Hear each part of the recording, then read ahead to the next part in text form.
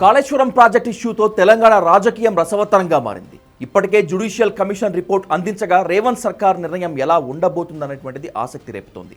కేసీఆర్ పై చర్యలు తప్పవా, బీఆర్ఎస్ కు ఇక గడ్డు కాలమేనా అనే డిస్కషన్ నడుస్తోంది. జస్టిస్ పీసీ ఘోష్ కమిషన్ ఎంక్వైరీలో సంచలన విషయాలు బయటకు వచ్చాయి. తప్పు మొత్తం కేసీఆర్దే అని కమిషన్ రిపోర్ట్ తేల్చేసింది.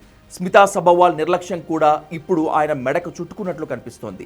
కమిషన్ తేల్చిన విషయాల్లో మొదటిది ఇరిగేషన్ అధికారుల లోపాలు, డిజైన్ స్టడీ చేయలేదని, నిర్మాణ క్వాలిటీ పూర్గా ఉందని, థర్డ్ పార్టీ జోక్యం ఎక్కువైందని తేల్చింది.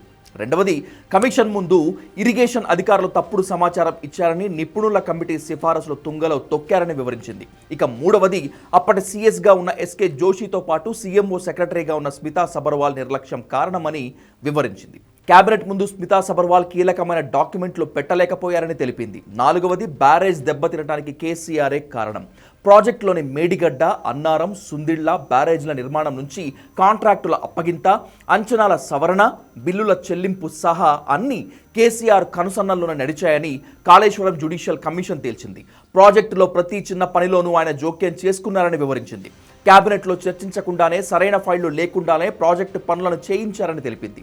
డిపిఆర్ సిద్ధం కాకముందే ప్రాజెక్ట్ ఖర్చుపై ప్రధానికి లేఖ రాశారని, విచ్చలవిడిగా అంచనాలను పెంచేశారని ఆరోపించింది. బ్యారేజ్ సైట్ను ఉద్దేశపూర్వకంగానే తుమ్మిడి హెట్టి నుంచి మేడిగడ్డకు మార్చేందుకు ఏకపక్షంగా నిర్ణయం తీసుకున్నారని స్పష్టం చేసింది. వ్యాప్కోస్ నివేదికను కూడా కేసీఆర్ పట్టించుకోలేదన్నారు. ఐదవది, అప్పటి మంత్రి హరీష్ రావు, అప్పటి సీఎం కేసీఆర్తో పాటు ఇరిగేషన్ మంత్రి హరీష్ రావు కూడా ఉద్దేశపూర్వకంగానే ఎక్స్పర్ట్ కమిటీ నివేదికను తొక్కిపట్టారని తేల్చింది. ఆరవది, ఈటల పాత్ర. ఆర్థిక మంత్రిగా ఉన్న ఈటల రాజేందర్ వ్యవహారం కూడా ఈ పరిస్థితికి కారణమని చెప్పింది. ప్రాజెక్టుకు సంబంధించిన కీలకమైన ఆర్థిక నిర్ణయాలపై సరిగ్గా దృష్టి సారించలేదని, కాళేశ్వరం కార్పొరేషన్ బోర్డులో ఆర్థిక శాఖ భాగమైన అది తమ బాధ్యత కాదని తప్పించుకున్నారు. జవాబుదారీతనం లేకుండా యాదృచ్ఛికంగా సూచనలు ఇచ్చారని, పరిపాలనా ప్రక్రియను దెబ్బతీశారని తెలిపింది. ఇక ఏడవది, కాళేశ్వరం ప్రాజెక్ట్ కార్పొరేషన్. దీనికి బాధ్యత వహించే బోర్డు సభ్యులు పర్యవేక్షణ లేకుండా రుణాలు సులభతరం అయ్యేలా వ్యవహరించారని, ప్రజాధనాన్ని దుర్వినియోగం చేశారని వివరించింది. ఎనిమిదవ అంశం, ఇంజనీరింగ్ అధికారుల వ్యవహారం.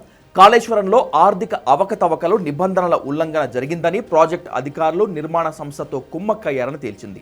మేడిగడ్డ బ్యారేజ్ నిర్మాణంలో ప్రజాధనం దుర్వినియోగమైందని నివేదికలో ఉంది. తొమ్మిదవది, అధికారులపై చర్యలకు సూచనలు. ఇప్పుడు ఈఎన్సీగా విధుల్లో ఉన్న మురళీధర్ రావు సెంట్రల్ వాటర్ కమిషన్కు తప్పుడు సమాచారం ఇచ్చారని, ఎక్స్పర్ట్ కమిటీ నివేదికను దాచేశారని తేల్చింది. వీళ్లతో పాటు ప్రాణహిత చేవెళ్ల ప్రాజెక్టు సీఈఓగా ఉన్న Hariram, ENC Nagender Rao, Pramila, CDO CE Narender Reddy, state dam safety organisation CE Pramila, ERL CE Sridevi, ESC Anil Kumar మీద కూడా చర్యలు తీసుకోవాలని జస్టిస్ పీసీ ఘోష్ కమిటీ సూచించింది. 10వ అంశం, పెద్ద ఎత్తున ప్రభుత్వ నిధుల దుర్వినియోగం జరిగినట్లు కమిషన్ తెలిపింది.